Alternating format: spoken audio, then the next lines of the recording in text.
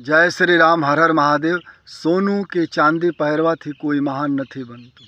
લોકો મહાન બને છે કર્મોથી, પવિત્ર કર્મોથી।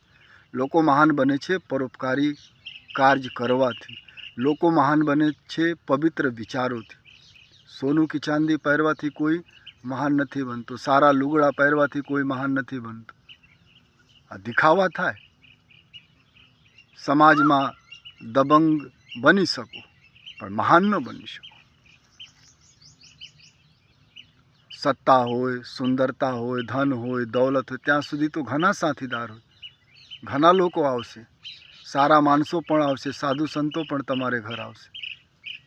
પછી સત્તા ખતમ, સુંદરતા ખતમ, ધન ખતમ, કોઈ નહીં।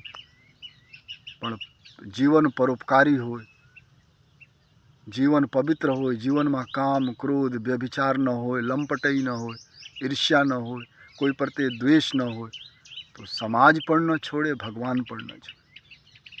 પણ લોકો ફિક્ર કરે છે દુનિયા માટે કે લુગડા ખરાબ છે, દુનિયા શું સોચે, હું સુંદર નથી, સમાજ શું વિચાર કરે। નહીં, કર્મ પવિત્ર રાખો, સત્ય માટે લડો, પ્રેમ માટે લડો, ન્યાય માટે લડો। ગરીબ માટે મત લડો, ધનવાન માટે મત લડો, ન્યાય માટે લડો, સત્ય માટે લડો।